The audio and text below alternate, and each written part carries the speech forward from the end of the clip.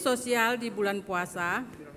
Selama bulan puasa, setiap hari Minggu sore, Komisi Dewasa akan membagi-bagikan nasi bungkus atau takjil kepada ojek online di depan Gereja GKI Taman Majapahit. Bagi anggota jemaat atau simpatisan yang terbeban dan ingin ikut berpartisipasi dalam bentuk dana, dapat memasukkannya ke dalam kotak yang telah disediakan di depan pintu gereja setiap minggunya.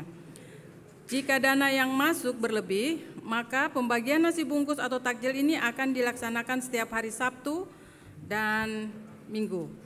Mari kita saling berbagi. Acara Paskah. Ibadah remaja dan pemuda pada hari Minggu 9 April 2023 dialihkan ke ibadah Paskah subuh. Ibadah Sabtu Sunyi 8 April 2023 pukul 18 dengan tema Meratap dalam Harap, dipimpin oleh Pendeta Emeritus Lani Sri Mariani dari GKI Sangkra Solo. Dihimbau anggota jemaat dan simpatisan untuk dapat mengenakan baju berwarna gelap dan celana panjang karena ibadah akan dilaksanakan secara lesehan. Begitu. Ibadah Sabtu Sunyi hanya diadakan secara onsite saja, tidak ada live streaming. Kemudian ibadah Sabtu Sunyi tidak diedarkan kantong kolekte, tapi disiapkan kotak persembahan di depan pintu gereja. Ibadah Paskah Subuh dan Perjamuan Kudus pada tanggal 9 April 2023 pukul 5 pagi dengan tema Saksikan Kebangkitan Kristus kepada seluruh ciptaan, dipimpin oleh Pendeta Emeritus Lani Sri Mariani dari GKI Sangkra Solo. Setelah selesai ibadah Paskah Subuh, anggota jemaat akan mendapatkan masing-masing 1 telur dan diharapkan dapat mengikuti ramah tamah dengan makan bubur dan snack di ruang Betani atau ruang Bethlehem. Info Sakramen Perjamuan Kudus. Sakramen sejatinya merupakan suatu perayaan syukur atas anugerah Allah yang menyelamatkan manusia, baik sakramen baptisan kudus maupun sakramen perjamuan kudus. Maka sakramen diadakan dalam kebaktian minggu atau kebaktian-kebaktian lainnya yang bersifat sukacita. Sedangkan kebaktian Jumat Agung merupakan kebaktian dalam suasana perkabungan untuk mengenang kematian Tuhan Yesus. Maka gereja tidak mengadakan sakramen apapun dalam kebaktian ini. Biasanya dalam masa Prapaskah akan ada himbauan berpuasa bagi umat selama 40 hari. Periode ini dimulai dari Rabu Abu hingga Sabtu Sunyi kecuali hari-hari Minggu. Dengan demikian hari Jumat Agung masih termasuk dalam masa puasa sehingga tidak tepat jika gereja menyelenggarakan sakramen yang notabene adalah kegiatan makan dan minum. Berdasarkan hal tersebut di atas, maka majelis jemaat memutuskan bahwa sakramen perjamuan kudus tidak diadakan dalam kebaktian Jumat Agung, tetapi hanya akan diadakan dalam kebaktian Paskah saja. Info celengan Pentakosta. Di akhir bulan Maret yang lalu, Pamong Wilayah telah mulai membagikan celengan Hari Pengucapan Syukur atau Thanksgiving Day kepada anggota jemaat dan simpatisan. Bagi anggota jemaat yang belum menerima dapat mengambil di depan pintu gereja. Celengan tersebut akan dibawa dan dikumpulkan kembali pada saat ibadah pengucapan syukur di tanggal 4 Juni 2023 mendatang. Mari bersama-sama kita memberikan yang terbaik untuk Tuhan. Nomerator kehadiran. Anggota jemaat dan simpatisan dihimbau untuk dapat menekan mesin nomerator kehadiran yang telah disiapkan di setiap pintu gereja sebelum memasuki gedung gereja. Atas kesediaan dan kerjasamanya kami mengucapkan terima kasih. Demikian warta lisan ibadah Jumat Agung 7 April 2023. Selamat beribadah.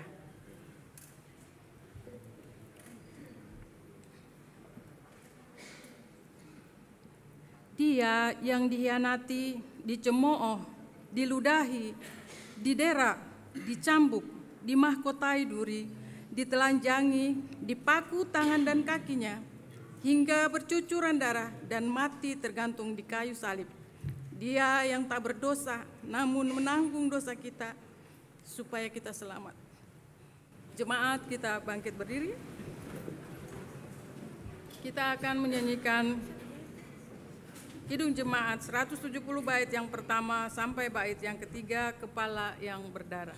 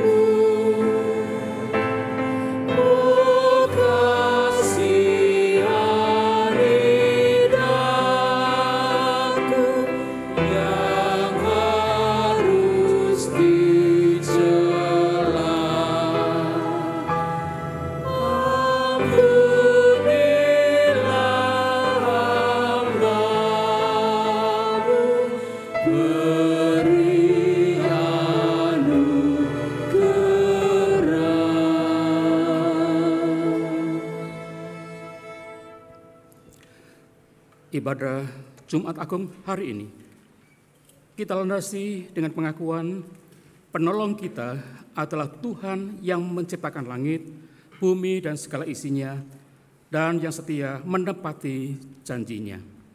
Amin. Kasih karunia dan damai sejahtera dari Allah Bapa kita dan dari Tuhan Yesus Kristus menyertai saudara sekalian. Dan menyertai saudara juga.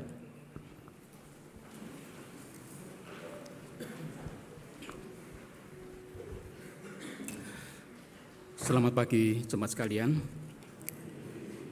Kita bersyukur boleh menghayati hari Jumat Agung pagi ini, merenungkan akan penderitaan dan kematian Juru Selamat kita, Tuhan Yesus Kristus. Tema ibadah kita adalah menghampiri yang ditinggalkan.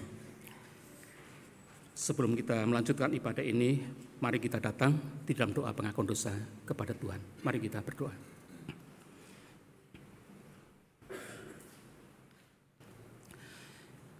Ya Tuhan, dari Injil dan kitab suci kami tahu bahwa Engkau menderita bukan karena kesalahan dan kejahatan yang Engkau lakukan. Semuanya Engkau derita, Engkau alami untuk menggantikan kami, manusia yang berdosa, yang seharusnya mati, mengalami maut, terpisah dari Allah selama-lamanya. Engkau bersedia mengorbankan hidupmu, agar kami tidak mendapatkan hukuman yang kekal itu. Ampuni kami Bapa kalau kami seringkali menjauh dari Tuhan. Tolonglah kami supaya melalui dan sesudah ibadah Jumat Agung ini, kami tidak meninggalkan Tuhan lagi. Hari ini kami memandang salib, merenungkan tubuh yang tersalib, yang mati untuk kami. Terima kasih Bapa untuk pengorbanan-Mu, kasih-Mu yang besar menyelamatkan kami. Dalam nama-Mu lah kami berdoa. Amin.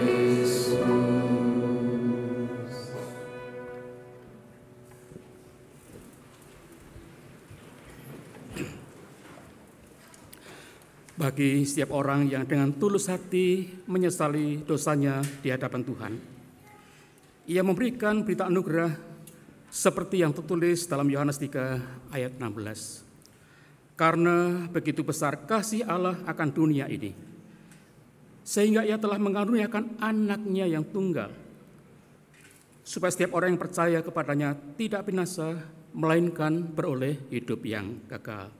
Demikianlah berita anugerah dari Tuhan. Syukur kepada Allah. Damai Tuhan besertamu. Dan besertamu juga.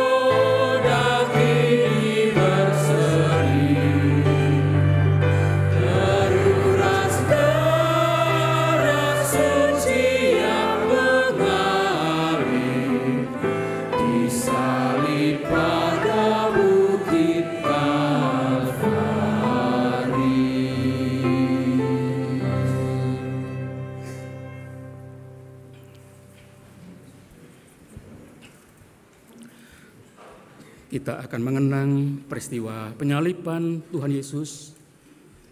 Kita saksikan cuplikan film sebagai berikut.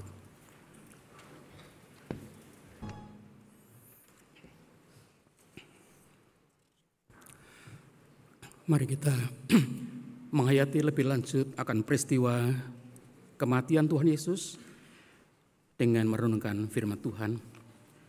Dan sebelumnya mari kita berdoa.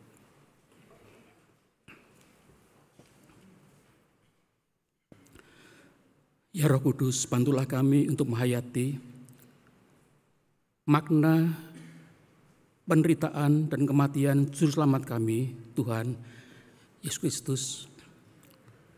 Biarlah itu tidak sekedar menjadi cerita masa lampau yang tidak punya sangkut paut dengan kehidupan kami pada masa kini. Roh Kudus akan membuka mata hati kami untuk melihat cinta Bapa, kasih dan pengampunan yang besar. Dan supaya kami boleh menyambutnya dengan rasa syukur, menangkapinya dengan tetap setia mengikut Engkau. Berkati kami semua ya Tuhan dalam pelayanan sabda pagi ini. Dalam nama Kristus Tuhan kami yang telah mati berkorban untuk keselamatan kami. Amin.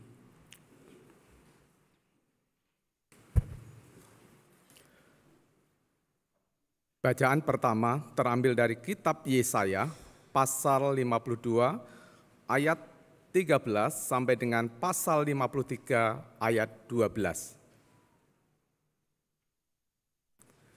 Sesungguhnya hambaku akan berhasil, ia akan ditinggikan, disanjung dan dimuliakan. Seperti banyak orang akan tertegun melihat dia. Begitu buruk rupanya, bukan seperti manusia lagi, dan tampaknya bukan seperti anak manusia lagi. Demikianlah ia akan membuat tercengang banyak bangsa, raja-raja akan mengatupkan mulutnya melihat dia. Sebab apa yang tidak diceritakan kepada mereka akan mereka lihat, dan apa yang tidak mereka dengar akan mereka pahami. Siapakah yang percaya kepada berita yang kami dengar, dan kepada siapakah tangan kekuasaan Tuhan dinyatakan? Sebagai taruk ia tumbuh di hadapan Tuhan, dan sebagai tunas dari tanah kering. Ia tidak tampan, dan semaraknya pun tidak ada sehingga kita memandang dia, dan rupa pun tidak sehingga kita menginginkannya. Ia dihina dan dihindari orang, seorang yang penuh kesengsaraan dan yang biasa menderita kesakitan. Ia sangat dihina sehingga orang menutup mukanya terhadap dia, dan bagi kita pun dia tidak masuk hitungan. Tetapi sesungguhnya penyakit kitalah yang ditanggungnya, dan kesengsaraan kita yang dipikulnya. Padahal kita mengira dia kena tulah, dipukul dan ditindas Allah. Tetapi dia tertikam oleh karena pemberontakan kita, dia diremukkan oleh karena kejahatan kita. Ganjaran yang mendatangkan keselamatan bagi kita ditimpakan kepadanya, dan oleh pilur-pilurnya kita menjadi sembuh. Kita sekalian sesat seperti domba, masing-masing kita mengambil jalannya sendiri.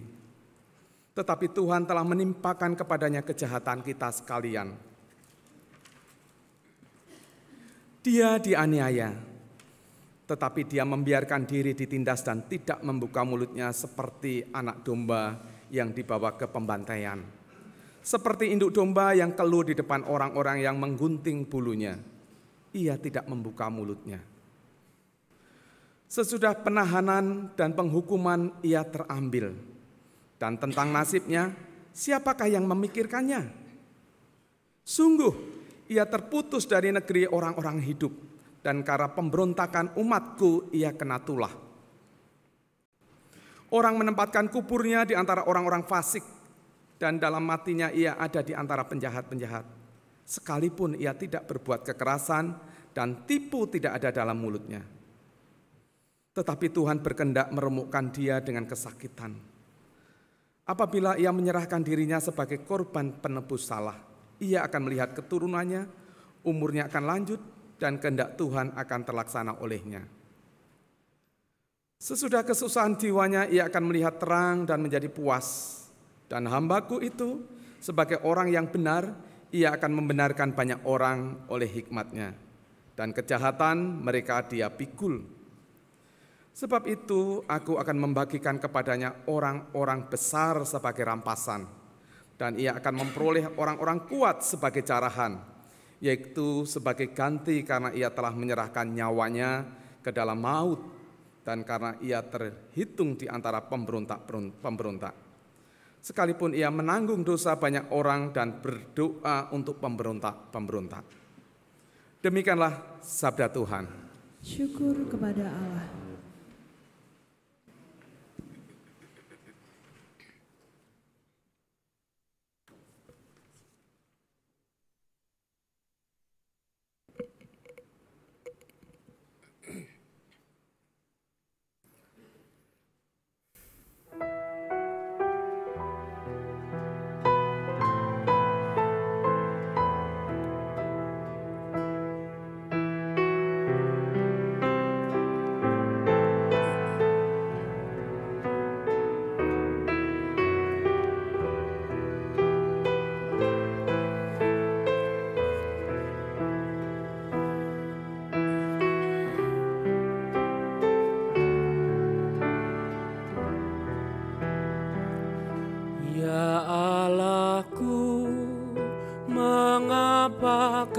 tinggalkanku.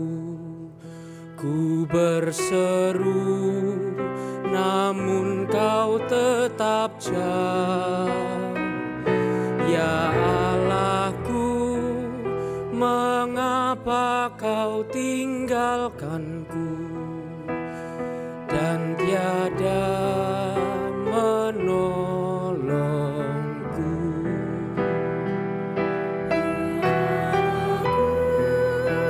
Mengapa kau tinggalkanku? Ku berseru, namun kau tetap jauh.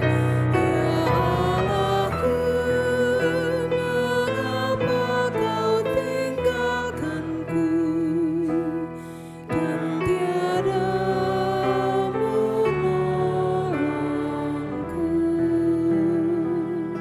Kau tak menjawab seruanku waktu siang, dan waktu malam tidak juga aku tenang.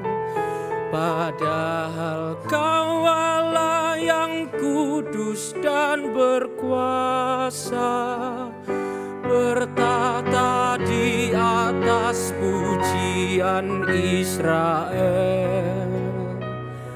Padahal nenek moyang kami pun percaya bahwa selalu Kau meluputkan mereka. Padamu Tuhan mereka meminta tolong, dan mereka pun tidak dipermalukan. Mengapa kau tinggalkanku? Ku berseru, namun kau tetap jauh. Ya Allahku, mengapa kau tinggalkanku dan tiada menolongku? Tetapi aku ini ulat bukan orang, dicela dan dihina oleh banyak orang. Semua yang melihatku pun mencelaku, mencibirkan bibirnya dan mengejekku. Orang menggelengkan kepala melihatku, berkata dia menyerah kepada Tuhan. Biarlah dia saja yang meluputkannya. Bukankah dia berkenan kepadanya? Allahku, mengapa kau tinggalkanku? Ku berseru, namun kau tetap jauh. Ya Allahku, mengapa kau tinggalkanku dan tiada menolongku? Kau mengeluarkan aku dari kandungan, membuat aku aman di dekat ibuku. Ku diserahkan padamu sejak ku lahir, sejak ku di kandungan Kaulah Allahku. Janganlah jauh dariku dan tolong aku, sebab kesusahan telah mendekatiku. Banyaklah banteng-banteng basan mengepungku, bagaikan singa yang siap menerkamku.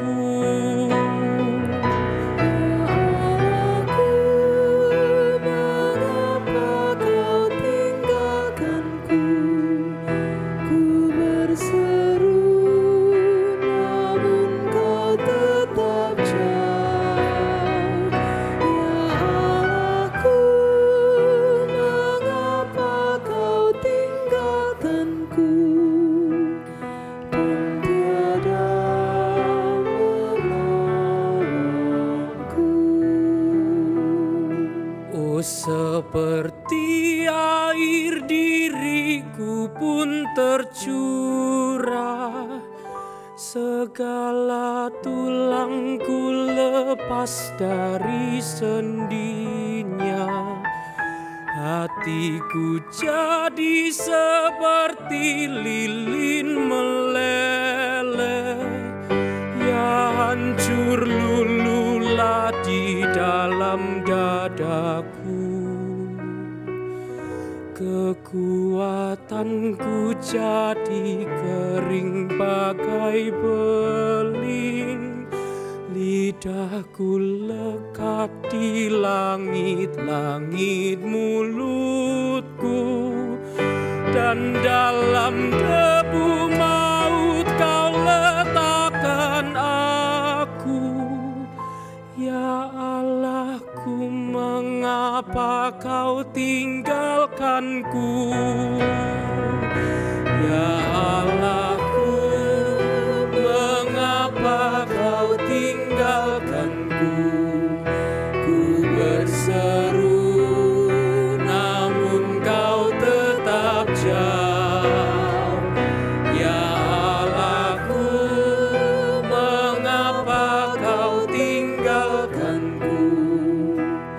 Dan tiada menolongku.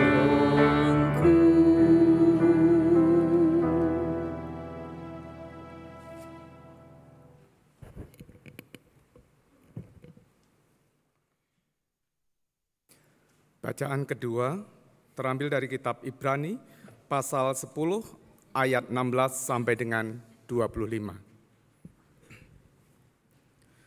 Sebab setelah ia berfirman, inilah perjanjian yang akan kuadakan dengan mereka sesudah waktu itu. Ia berfirman pula, aku akan menaruh hukumku di dalam hati mereka dan menuliskannya dalam akal budi mereka. Dan aku tidak lagi mengingat dosa-dosa dan kesalahan mereka. Jadi, apabila untuk semuanya itu ada pengampunan, tidak perlu lagi dipersembahkan korban karena dosa. Jadi, saudara-saudara, oleh darah Yesus kita sekarang penuh keberanian dapat masuk ke dalam tempat kudus. Karena ia telah membuka jalan yang baru dan yang hidup bagi kita melalui tabir, yaitu dirinya sendiri. Dan kita mempunyai seorang imam besar sebagai kepala rumah Allah. Karena itu marilah kita menghadap Allah dengan hati yang tulus ikhlas dan keyakinan iman yang teguh. Oleh karena hati kita telah dibersihkan dari hati nurani yang jahat dan tubuh kita telah dibasuh dengan air yang murni. Marilah kita teguh berpegang pada pengakuan tentang pengharapan kita. Sebab ia yang menjanjikannya setia. Dan marilah kita saling memperhatikan supaya kita saling mendorong dalam kasih dan dalam pekerjaan baik. Janganlah kita menjauhkan diri dari pertemuan-pertemuan ibadah kita, seperti dibiasakan oleh beberapa orang. Tetapi marilah kita saling menasehati dan semakin giat melakukannya menjelang hari Tuhan yang mendekat. Demikianlah sabda Tuhan. Syukur kepada Allah. Bacaan Injil adalah Yohanes 19 ayat 16 sampai dengan yang ke-37. Ada 3 perikop akan kita perhatikan. Mereka menerima Yesus. Sambil memikul salibnya, ia pergi keluar ke tempat yang bernama tempat tengkorak, dalam bahasa Ibrani Golgota. Dan di situ ia disalibkan mereka, dan bersama-sama dengan dia disalibkan juga 2 orang lain, sebelah menyebelah, Yesus di tengah-tengah. Dan Pilatus menyuruh memasang juga tulisan di atas kayu salib itu, bunyinya, Yesus orang Nazaret, Raja orang Yahudi. Banyak orang Yahudi yang membaca tulisan itu, sebab tempat di mana Yesus disalibkan letaknya dekat kota, dan kata-kata itu tertulis dalam bahasa Ibrani, bahasa Latin, dan bahasa Yunani. Maka kata imam-imam kepada orang Yahudi, kepada Pilatus, jangan engkau menulis Raja orang Yahudi, tetapi bahwa ia mengatakan, aku adalah Raja orang Yahudi. Jawab Pilatus, apa yang kutulis tetap tertulis. Sesudah prajurit itu menyalibkan Yesus, mereka mengambil pakaiannya lalu membaginya menjadi 4 bagian untuk tiap-tiap prajurit 1 bagian. Dan jubahnya juga mereka ambil. Jubah itu tidak berzait, dari atas ke bawah hanya 1 tenunan saja. Karena itu mereka berkata seorang kepada yang lain, janganlah kita membaginya menjadi beberapa potong, tetapi baiklah kita membuang undi untuk menentukan siapa yang mendapatnya. Demikianlah hendaknya supaya genaplah yang ada tertulis dalam kitab suci. Mereka membagi-bagi pakaianku di antara mereka, dan mereka membuang undi atas jubahku. Hal itu telah dilakukan prajurit-prajurit itu. Dan dekat salib Yesus berdiri itu ibunya dan saudara ibunya, Maria, istri Kleopas, dan Maria Magdalena. Ketika Yesus melihat ibunya dan murid yang dikasihnya di sampingnya, berkatalah ia kepada ibunya, Ibu, inilah anakmu. Kemudian katanya kepada muridnya, inilah ibumu. Dan sejak saat itu, murid itu menerima dia di dalam rumahnya. Sesudah itu, karena Yesus tahu bahwa segala sesuatu telah selesai, berkatalah ia, supaya genaplah yang ada ditulis dalam kitab suci, aku haus. Di situ ada suatu bekas penuh anggur yang asam. Maka mereka mencucukkan bunga karang yang telah dicelupkan dalam anggur asam pada sebatang hisop, lalu mengunjukkannya ke mulut Yesus. Sesudah Yesus meminum anggur asam itu, berkatalah ia, sudah selesai. Lalu ia menundukkan kepalanya dan menyerahkan nyawanya.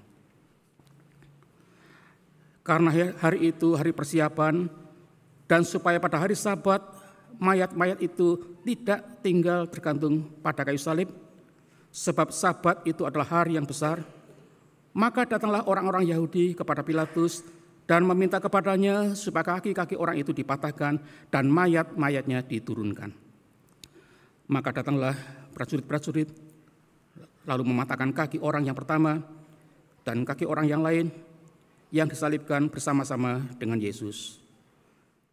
Tetapi ketika mereka sampai kepada Yesus dan melihat bahwa ia telah mati, mereka tidak mematahkan kakinya. Tetapi seorang dari antara prajurit itu menikam lambungnya dengan tombak dan segera mengalir keluar darah dan air. Dan orang yang melihat hal itu sendiri yang memberikan kesaksian ini, dan kesaksiannya benar, dan ia tahu bahwa ia mengatakan kebenaran supaya kamu juga percaya. Sebab hal itu terjadi supaya genaplah yang tertulis dalam kitab suci, tidak ada tulangnya yang akan dipatahkan. Dan ada pula nas yang mengatakan mereka akan memandang dia yang telah mereka tikam. Demikianlah Injil Tuhan Yesus Kristus. Berbahagialah setiap orang yang mendengarkan sabda Tuhan serta memeliharanya. Hosiana.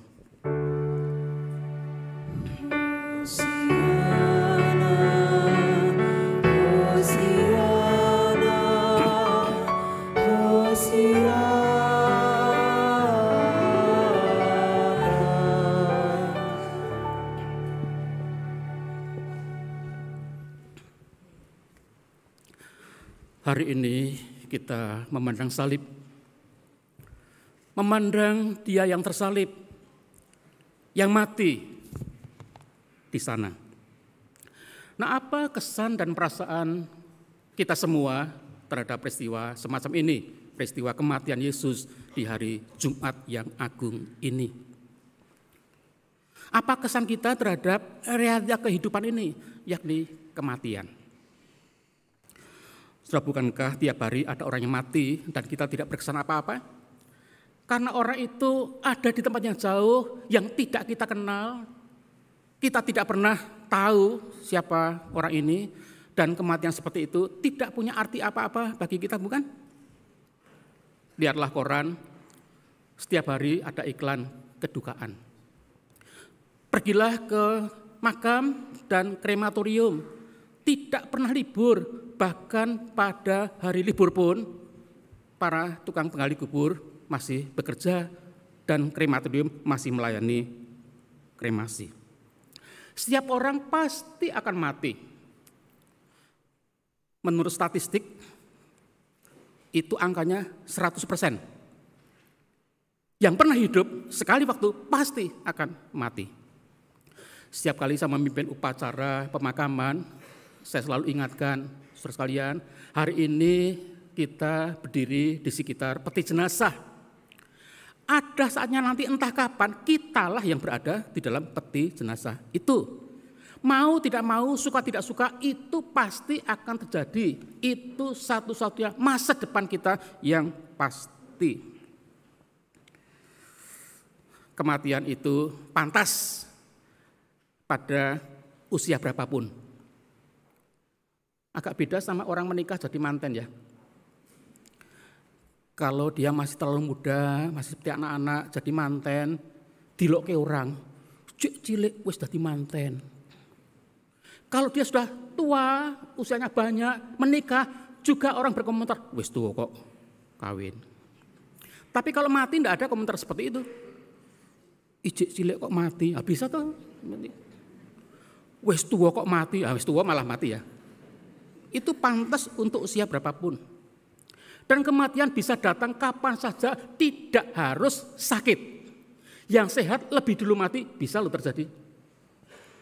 Pernah ada anggota jemaat kami, seorang ibu sakit, dirawat di rumah sakit, suaminya nungguin, sampai pada suatu hari ada berita, itu Bapak A meninggal. Dan orang kaget, keliru kamu, Ibu E toh. Enggak Bapak E. Yang sakit kan Ibu E, ya yang sakit Ibu E, tapi yang mati Bapak E. Karena nunggu terus, kurang tidur, stres, mikir segala macam, sedih, dia mati lebih dulu. Ibunya malah kemudian sehat lagi, tidak jadi mati. Bisa kan terjadi seperti itu? Tidak juga orang itu harus mengalami berbagai macam masalah dulu baru mati. Orang kaya mati, orang miskin mati, siapapun bisa saja meninggal dunia. Tidak harus yang sakit lebih dulu, tidak harus yang tua lebih dulu. Kadang-kadang kita kaget tuh. Sudah dengar dia meninggal. Loh kapan? Tadi pagi jam 10. Loh kemarin tuh masih ketemu saya loh. Loh ya gara-gara ketemu kamu itu.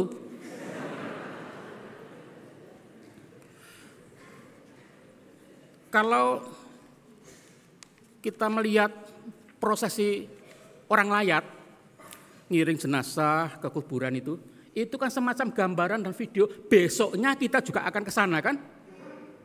Itu seperti iring-iringan mengantar orang mati itu gambaran, kita besok juga akan ke makam itu toh. Oleh karena itu saran saya, kalau ngelayat jangan jalan paling depan. Nanti tekannya paling agak belakang-belakang sedikit ya. Jangan paling depan. Semua orang sekali waktu pasti akan mati. Itu pasti. Bagaimana kesan kita terhadap kematian? Tergantung banyak hal. Kita kenal apa tidak. Kalau tidak kenal ya tidak ada kesan apa-apa. Tuh. Kalau kita kenal kita sedih. Kalau itu anggota keluarga kita sedihnya luar biasa loh. Ada rasa ngilu, pilu, sedih luar biasa. Sulit melupakannya dalam jangka waktu yang lama. Kadang-kadang masih teringat saja sosoknya. Kadang-kadang ada orang kehilangan semangat. Bisa kan terjadi setelah mama tidak ada, papa kok jadi sedih, lalu kemudian ikut meninggal. Bisa kan yang seperti itu? Tergantung hubungan kita dengan almarhum itu. Termasuk juga bagaimana cara matinya. Kalau dia tua, sakit lama, mati, ya keluarga itu bisa saja sedih, tetapi ada rasa juga rela ya sudahlah, sudah sekian lama kok, sudah cukup keluarga merawatnya. Atau juga kalau dia itu mendadak kesakitan, belum lama saya tengok orang di rumah sakit yang kena CA ya, kelenjar getah bening, saya tidak tega itu lihatnya, sakitan mengerang, morfin sudah tidak aman lagi. Dan besok paginya meninggal dunia dan keluarga mengatakan, udahlah daripada papa kesakitan ya, sedih, tapi itu lebih baik karena tidak tahan melihat kesakitannya. Ada juga kita merasa ngeri kalau misalnya itu kematian karena kecelakaan. Wah, di jalan kita tahu hebat, wah kita merasa sedih, merasa ngeri. Ada juga yang wah kita tidak kepingin tahu nih kalau ada orang yang mati karena bunuh diri kan. Itu juga kematian yang mengerikan. Nah, bagaimana dengan Tuhan Yesus yang mati? Yang hari ini kita peringati, apa kematiannya punya makna dalam kehidupan kita atau enggak? Sekali lagi tergantung pada siapa Yesus bagi kita. Kalau kita tidak punya hubungan apa-apa ya tidak ada perasaan apa-apa. Namun kalau kita sadar betul siapa dia itu bagi saya, maka itu kematiannya sungguh-sungguh akan bermakna bagi hidup kita semua. Nah, Alkitab menceritakan dengan jelas bahwa kematian itu luar biasa mengerikan. Adegan kekerasan yang rasanya tidak masuk akal, melampaui batas-batas kemanusiaan. Film-film yang divisualkan tentang Tuhan Yesus begitu mengerikan ya. Pernah kami di gereja itu nyetel film itu, The Passion of the Christ. Ketika sampai ditambui segala macam itu, banyak jemaat yang tutup mata, tidak tahan. Ada orang lagi yang berpikir, ini itu apa nyata ya, atau dilebih-lebihkan. Mana ada penderitaan yang seperti itu, hebatnya. Belum ada contohnya dalam sejarah. Kematian Tuhan Yesus itu sangat mengerikan, sangat menyedihkan. Salib adalah lambang kutukan. Hanya penjahat besar yang pantas untuk dihukum dengan cara disalibkan. Orang disalibkan dipermalukan. Sebab salib itu berdiri tinggi, sepertinya ditolak oleh Allah, tidak sampai surga, dan disingkirkan oleh manusia. Alkitab juga mengatakan hukuman salib adalah lambang kutuk. Orang yang salib adalah orang yang sungguh-sungguh terkutuk. Intinya adalah kematian itu tidak menarik sama sekali. Injil juga mengatakan Yesus mati, tidak diperhalus dengan kata-kata ia wafat, ia mangkat, ia meninggal, tidak. Alkitab dengan jelas mengatakan ia mati.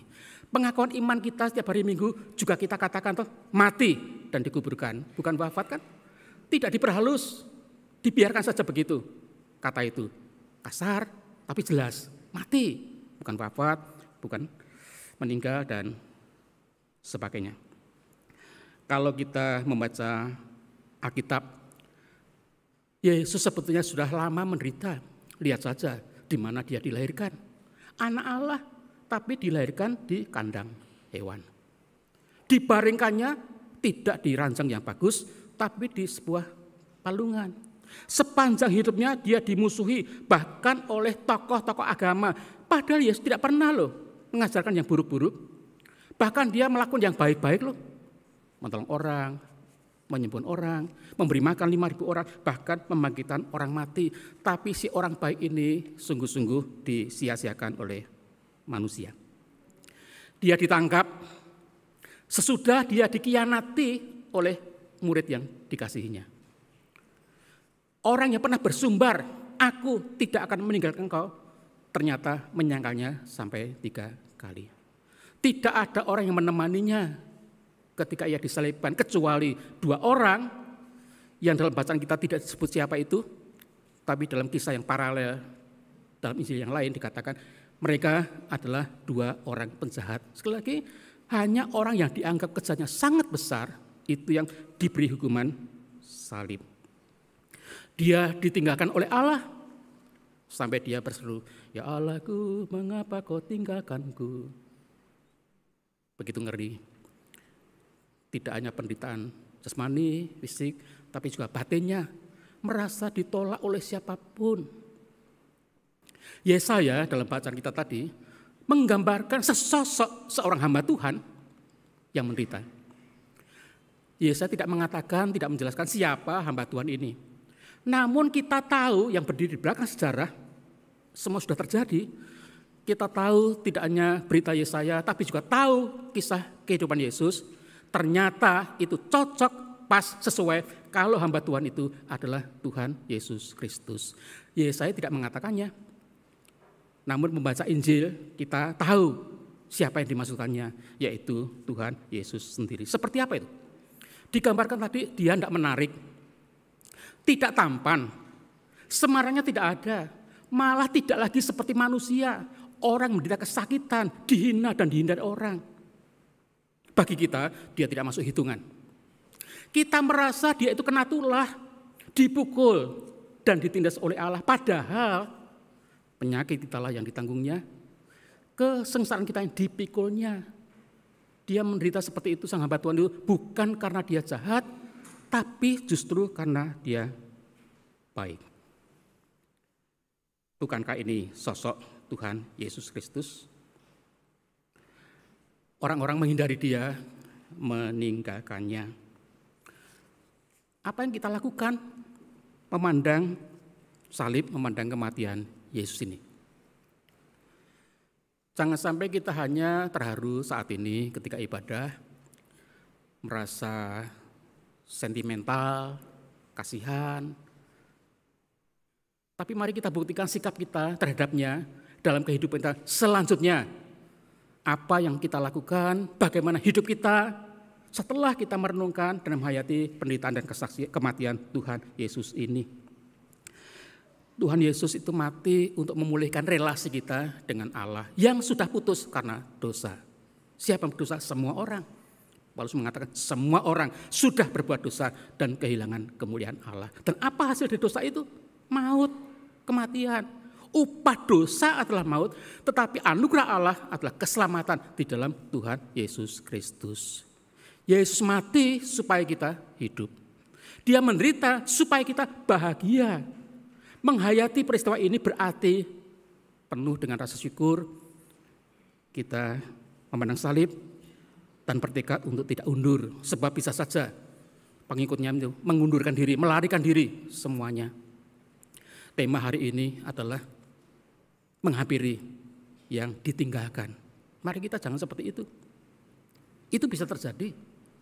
Penulis surat Ibrani mengatakan toh, dengan kematian Yesus ada jalan terbuka. Kita boleh masuk kepada tempat yang kudus, menjalin relasi kembali dengan Allah Bapa. Itu karena karya Tuhan Yesus Kristus tadi. Dalam perjanjian lama, pendamaian dengan Allah diwujudkan dengan korban berupa binatang. Dalam perjanjian baru, korbannya atas sang domba Allah itu sendiri. Jadi kalau kita itu hidup, itu karena jasa Tuhan Yesus. Oleh karena itu mari kita hayati, hidup kita ini sebenarnya bukan milik kita lagi, tapi milik Tuhan.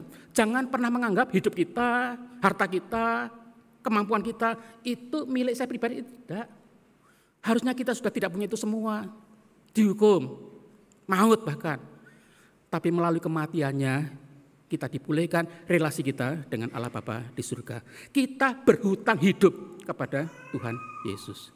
Jadi jangan pernah merasa hidup kita ini adalah hidup kita sendiri, namun adalah hidup Tuhan yang layak untuk dipersembahkan kepada Tuhan.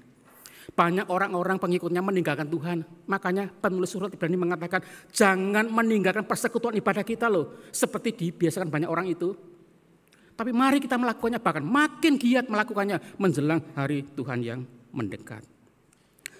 Orang bisa meninggalkan Tuhan karena macam-macam alasan dan macam-macam sebab. Sebelum pandemi kita beribadah, waktu pandemi gereja kosong ya, karena kita tidak bisa berkumpul-kumpul. Setelah pandemi, kita kembali lagi konsep, kembali lagi bersekutu.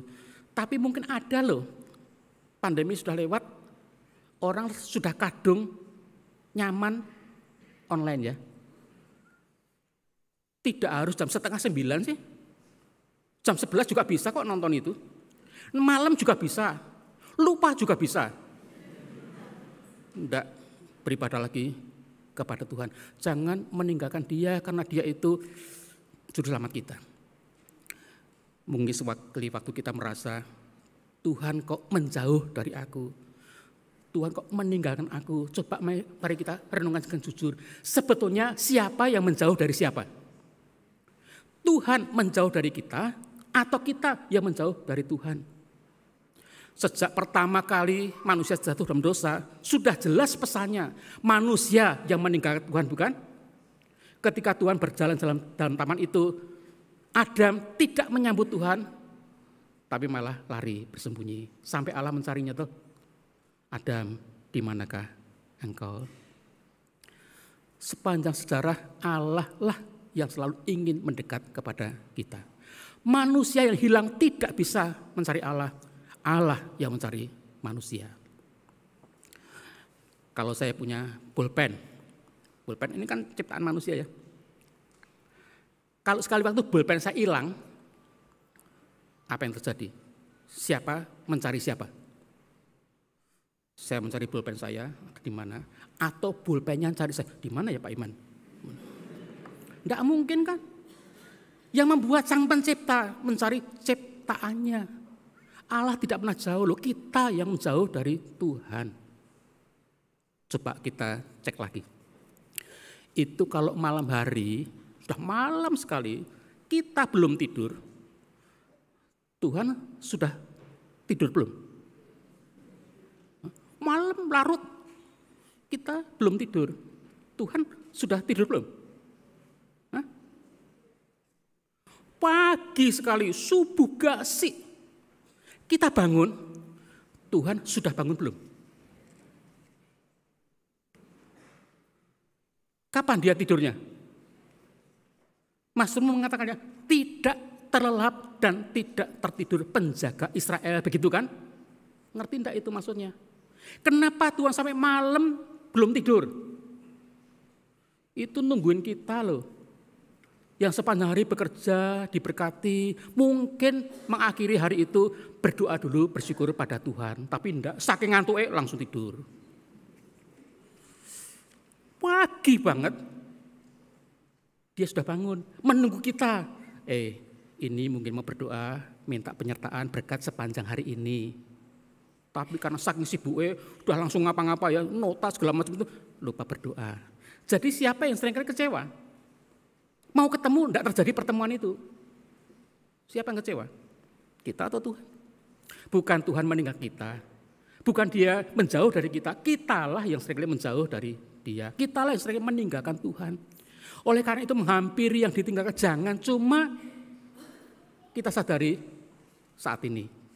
Hati kita terkoyak-koyak, hati kita sedih, merasa sentimental. Tapi mari dalam keseharian kita sungguh-sungguh buktikan tema ini. Kita menghampiri Dia yang ditinggalkan itu. Salib yang bagi dunia ini lambang kekalahan, lambang kutukan. Tidak demikian bukan bagi gereja dan umat percaya. Gereja selalu memasang salib. Entah di dinding, belakang mimbar, entah di atap, entah di papan nama gereja. Saudara juga punya lambang salib di rumah, pasang salib. Banyak itu yang pasang salib ya. Ruang tamu ada salib, ruang makan ada salib, ruang keluarga ada gambar salib, kamar tidur ada salib, dapur ada salib, halaman belakang ada salib. Untuk apa itu? Sekedar hiasankah, wong punya kok tidak dipasang? Sekedar penandakah ini rumah tangga Kristen atau salib punya makna? Setiap kali memandangnya, kita teringat akan juru selamat kita. Setahun sekali kita beribadah dalam ibadah Jumat Agung. 3 bulan sekali kita mengadakan perjamuan kudus, mengingat, mengenang kematian Tuhan Yesus kan. dengan makan roti dan minum darahnya. Apakah itu kita hayati dalam keseharian kita hari demi hari? Tidak sedikit orang yang meninggalkan salib karena misalnya jodoh, karena misalnya kekasih, pacar yang tidak seiman, lalu kita ikut-ikut kehilangan iman kita kepada Kristus, tidak sanggup mempertahankan Yesus itu dalam kehidupan kita. Kadang-kadang saya merasa sedih kalau ada pemuda-pemudi gereja yang berpacaran dengan orang yang tidak seiman kepada Kristus. Saya makin sedih kalau orang ini dulu katekisasinya saya memimpin, baptis sidnya saya layani, tapi meninggal ke Tuhan. Kalau dia cowok saya tanya, kamu dulu katanya berjanji setia kepada Tuhan, kok sekarang dapat gadis itu kamu kehilangan imanmu? Dan apa jawabnya? Pak, ini bukan sekedar gadis, ini Dewi loh Pak. Namanya Dewi. Dia mendapatkan Dewi. Ada juga yang cewek, saya tanya, dulu kamu berjanji setia ikut Tuhan loh. Kenapa sekarang kamu mau sama pemuda itu? Dan dia berkata, Pak, ini buat pemuda, sebenarnya pemuda, ini agung Pak. Namanya agung. Tapi dia sudah meninggalkan Tuhan. Tidak setia. Dulu pernah berjanji setia mengikut Tuhan. Tapi pada akhirnya lepas dari Tuhan. Tidak sedikit orang yang meninggalkan Tuhan, menyingkirkan salib karena jabatan. Karyanya tidak maju-maju. Performa kerjanya bagus, tidak ada cacat. Jadi teladan, tapi karirnya tidak naik-naik. Kenapa? Ya karena salib itu tuh. Kalau kamu mau melepas salib, karirmu akan meningkat, pangkat dan jabatanmu akan bertambah baik. Saudara, jangan pernah meninggalkan salib ya. Kita pandang salib itu, kita cintai salib itu adalah juru selamat kita. Ada cerita begini, ada orang yang dijanjikan diberikan rumah yang bagus. Tapi untuk mencapai sana harus melewati sebuah sungai yang tidak ada jembatan. Air di bawahnya sangat deras. Dan syaratnya adalah kalau kamu tekun memikul salib sampai ke sana, rumah itu jadi milikmu. Pak, orang ini sangat senang sekali. Cuma mikul salib, lewati sungai ini, diberikan rumah bagus di sana. Dia mulai memikul ketika berjalan, kok rasanya berat salib ini? Terus bagian bawahnya tuh dipotong sedikit. Kalau dipotong sedikit kan enggak ketok ya, cuma sedikit. Pikul lagi. Tapi baru berlangkah terasa berat, makin berat. Potong lagi sedikit. Maju ke depan, berat, potong lagi sedikit. Nah, sampai di sungai itu, dia bisa menyeberang sana, harusnya kalau salib itu ditaruh bisa jadi jembatan. Tapi karena dipotongi tadi, tidak cukup toh. Orang tidak berani memikul salib, orang menghina salib, orang menyingkiri salib, dia tidak sampai ke sana. Bagi orang dunia, salib memang lambang kutuk, tapi bagi kita identitas yang menarik. Ibu-ibu, para gadis suka atau pakai salib? Jadi kalung, bros ya. Jadi bros. Bedanya apa? Salibnya Yesus berat, salibnya kita emas. Api cilik toh. Jadi memikul salibnya itu lebih ringan, lebih enak. Kalau terasa berat, itu salibnya perlu dikerowoki, atau kita yang menyesuaikan punggung kita dengan letak salib. Harusnya gitu ya, jangan dikerowoki supaya pas. Enggak, salib emang seperti itu. Ada orang yang tidak tekun karena jodoh, karena jabatan, lalu akhirnya dia meninggalkan salib itu. Atau merasa kecewa. Sekian lama ikut Tuhan, kok tidak dapat apa-apa. Lu keselamatan itu masuk kamu udah dapat. Hidup kekal, pengampunan itu apa kamu udah dapat. Itu jangan ditukarkan dengan yang lain. Itu jauh lebih berharga daripada apapun juga. Orang mengejar kekayaan merasa bahagia, tapi dengan meninggalkan Tuhan sang sumber kehidupan ya. Mereka berpikir kalau saya kaya mesti bahagia daripada Kristen terus malah miskin. Pertanyaannya, apa kalau kaya mesti bahagia? Apakah kalau orang kaya mesti bahagia? Kok berpikir belum tentu? Apa sudah pernah kaya?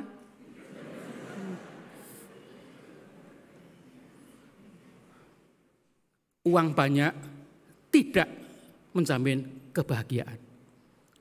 Apalagi sedikit. Tetapi apa gunanya meninggalkan Tuhan kalau kita kehilangan segalanya? Yesus pernah berkata loh, apa untungnya kamu mendapatkan? Oh, tidak hanya 10 juta, 10 miliar, seluruh dunia, tapi jiwamu binasa. Jangan tukarkan keselamatan, hidup kekal, anugerah yang luar biasa berharga ini dengan segala macam yang tidak bermakna. Mari kita pikul salib. Mari kita pandang Yesus salib. Jangan pernah meninggalkan Dia dalam kehidupan sehari-hari. Oleh karena itu biarlah tema hari ini menghampiri yang ditinggalkan. Momen ini meneguhkan kembali tekad kita untuk setia mengikut Tuhan. Sebab Dia telah setia memberikan nyawanya sampai mati, sudah selesai. Marilah kita setia kepadanya juga sampai selesai hidup kita. Tuhan menolong kita. Amin.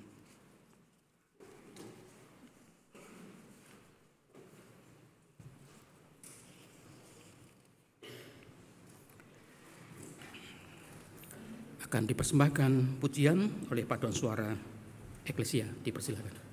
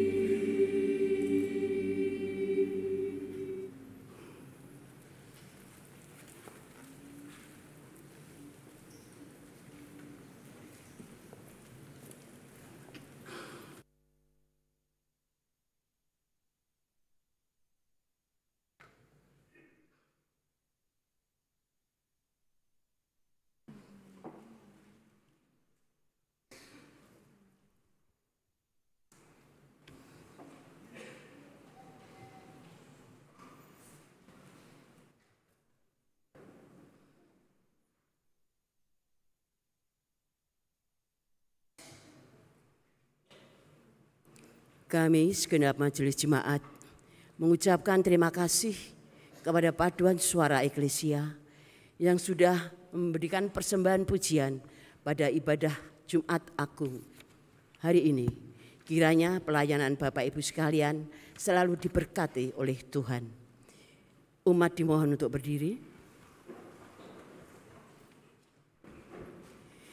Dengan hati yang terarah kepada Kristus, marilah kita ikrarkan pengakuan iman rasuli kita dengan berkata, Aku percaya kepada Allah, Bapa yang Maha Kuasa, Khalik langit dan bumi, dan kepada Yesus Kristus, Anaknya yang tunggal Tuhan kita, yang dikandung dari Roh Kudus, lahir dari anak darah Maria, yang menderita sengsara di bawah pemerintahan Pontius Pilatus, disalibkan, mati, dan dikuburkan, turun ke dalam kerajaan maut.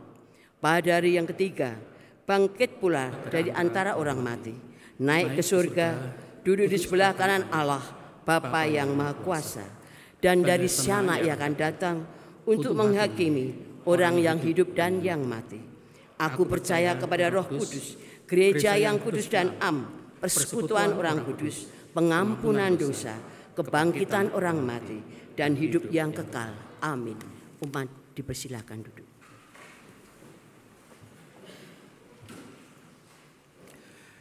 Mari kita menaikkan doa syafaat kita.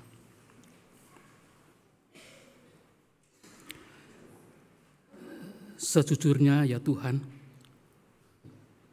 kami tidak memahami sepenuhnya peristiwa yang terjadi. Bagaimana bisa mungkin terjadi seorang yang begitu baik, yang tidak pernah melakukan kejahatan, harus menghadapi kematian dengan cara yang luar biasa mengerikan. Engkau ya Yesus, Juru Selamat kami, telah disalibkan, tergantung antara langit dan bumi, menanggung kutuk akibat dosa manusia. Biarlah saat ini kami sungguh menghayati kekuatan cinta kasih-Mu yang sungguh-sungguh mau berkorban untuk keselamatan kami. Dan kiranya perasaan seperti ini tidak hanya kami miliki hari ini ketika kami mengenang kematian-Mu dalam ibadah Jumat Agung ini, tetapi biarlah kehidupan kami sesehari disemangati oleh cinta kasih-Mu yang mau mati bagi kami supaya kami hidup, yang mau menderita begitu rupa agar kami ini bahagia. Tolong kami Bapa ketika kami menghadapi saat-saat sulit dalam pergumulan hidup, kami tidak lari menjauh dari salib. Justru kami makin mendekat kepada salib, menimba kekuatan yang baru, merasakan menghayati kembali cinta kasih Tuhan yang tanpa batas, sambil yakin bahwa kalau yang begitu berharga sudah Tuhan berikan kepada kami, masakan yang lain-lain yang lebih kecil tidak Engkau berikan juga kepada kami. Kiranya memandang salib membuat kami kuat, membuat kami tabah, kami tidak membuang, melarikan diri, dan menyingkirkan salib dalam kehidupan kami.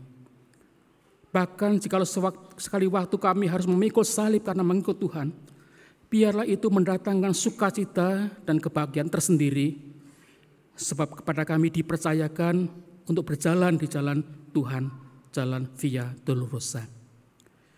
Kami doakan teman-teman kami yang mungkin di hari-hari ini sedang punya pergumulan beban yang berat, mungkin masalah ekonomi, masalah pekerjaan, relasi, kesehatan, dan apapun juga yang mereka hadapi. Tuhan kiranya datang untuk menguatkan, meneguhkan mereka. Biarlah ketika mereka ragu-ragu dan ingin menjauh dari Tuhan, Tuhan memanggilnya kembali sehingga mereka mendekat, dipeluk oleh cinta yang hangat, dikuatkan untuk menghadapi kehidupan yang berat ini. Berkati kami masing-masingnya Tuhan, dalam kehidupan keseharian kami, dalam pekerjaan, dalam kesehatan, dalam pergumulan hidup kami, dalam pelayanan di dalam gereja. Kiranya pengorbanan Tuhan Yesus melandasi apa yang kami lakukan, membalas cinta kasih Tuhan, respon kami terhadap kebaikan Tuhan dalam kehidupan kami. Sertai kami ya Tuhan, agar kami setia mengikut Tuhan sampai akhir hidup kami. Engkau telah mengakhiri tugas yang maha berat dengan mengatakan sudah selesai. Biarlah kami terus mengingat itu, dan kami juga boleh setia sampai akhir hidup kami pula. Kuatkan kami, teguhkan kami. Segala persoalan beban hidup kami bawa kepadamu ya Tuhan. Dan kini kami serahkan doa kami kepadamu, dan kami persatukan di dalam doa yang telah Engkau ajarkan kepada kami semua.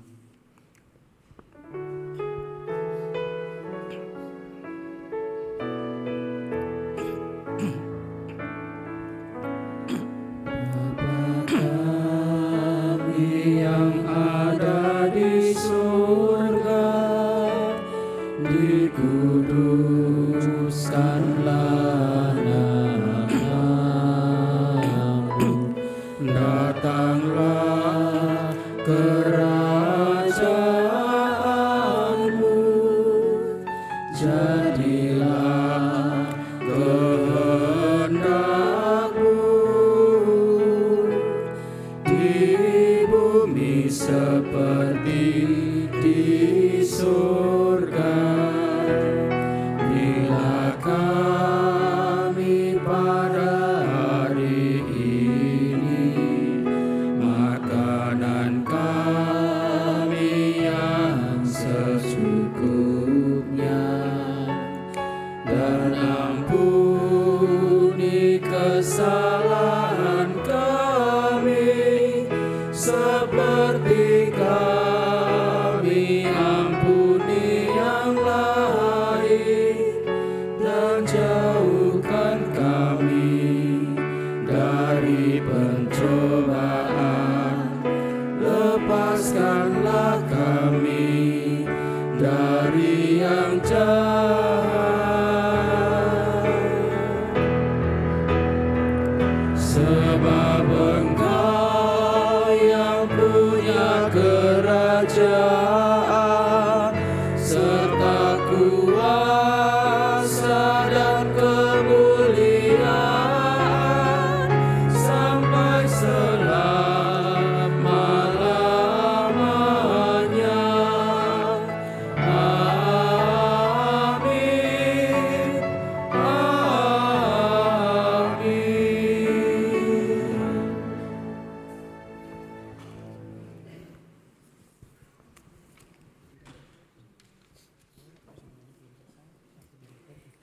Tibalah saatnya kita akan memberikan persembahan syukur kepada Tuhan. Sedangkan nas dasar persembahan akan saya ambilkan dari Mazmur 50 ayat yang ke-23. Siapa yang mempersembahkan syukur sebagai korban, ia memuliakan aku. Siapa yang jujur jalannya, keselamatan yang dari Allah akan kuperlihatkan kepadanya. Selama kantong kolektor beredar, kita akan pujikan dari PKJ 147, bait 1 sampai dengan 3, di sana aku, di sini aku bawa.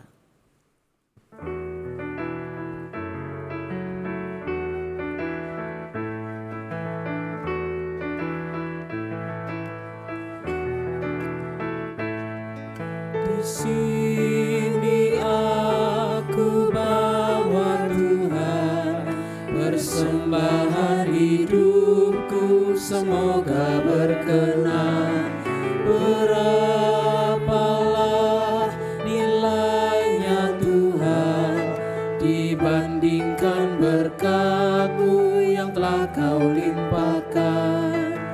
Terimalah Tuhan, oh terimalah Tuhan, tanganku yang kecil ya Tuhan, belum mencari makan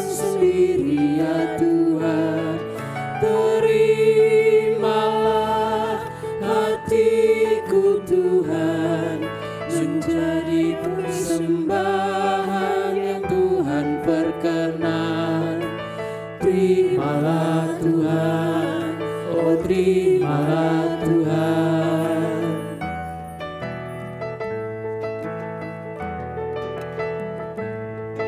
Ku ingat firman-Mu ya Tuhan, yang mengajarkan kami mengingat yang kecil. Berkati semuanya Tuhan, supaya persembahan tetap mengalir terus. Terimalah Tuhan, oh terimalah Tuhan.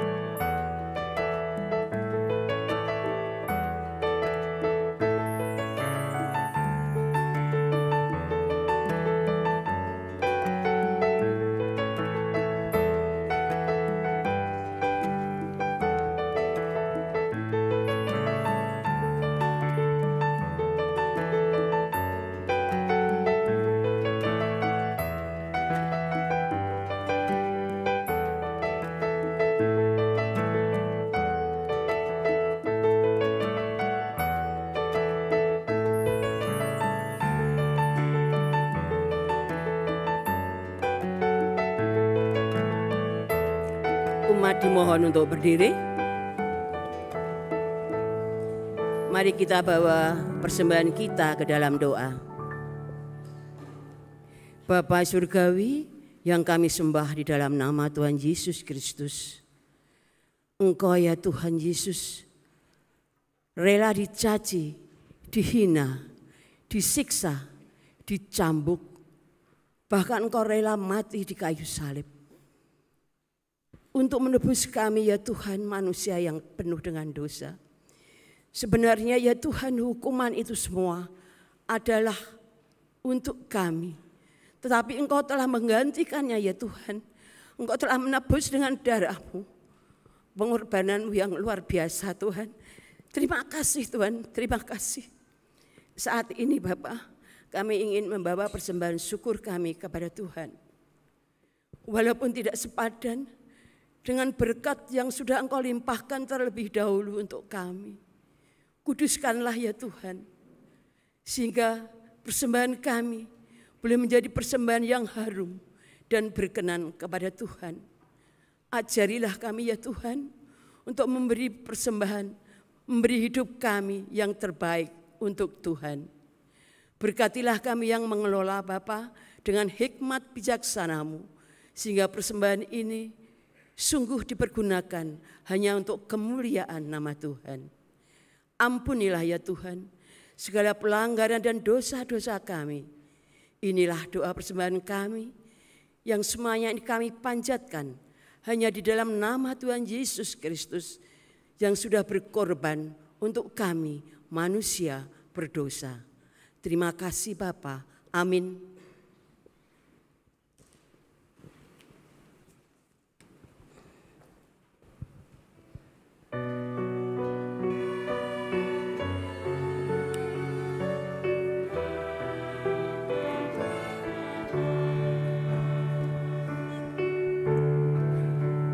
Ku dengar memanggil diriku supaya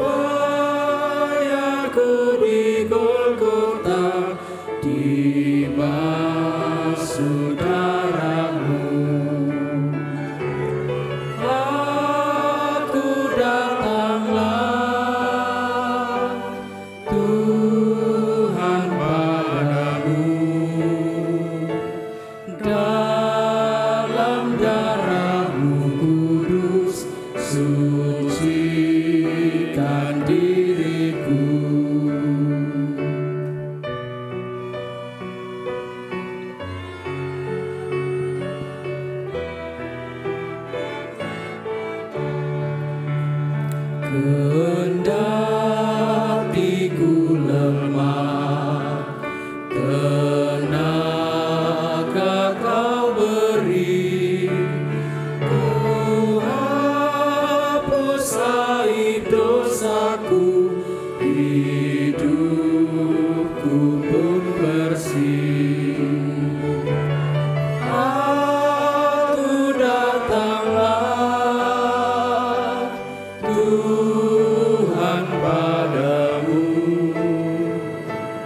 dalam darah-Mu kudus sucikan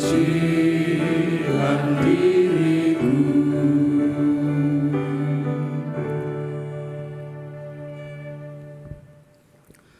Umat Tuhan yang terkasih, arahkanlah hatimu kepada Tuhan. Kami mengarahkan hati kami kepada Tuhan. Dan jadilah saksi Kristus. Syukur kepada Allah. Terpujilah Tuhan. Kini dan selamanya. Kini sambutlah berkat-Nya. Tuhan memberkati dan melindungi kita. Dia menjaga kita menghadapi pergumulan. Dia menemani kita di masa-masa sulit. Dia merengkuh kita dalam kehangatan, memperlengkapi kita dalam pengharapan. Sampai saat kita bertemu lagi, kiranya persekutuan kasih Allah Bapa, Anak dan Roh Kudus senantiasa menyertai kita kini dan selamanya. Amin.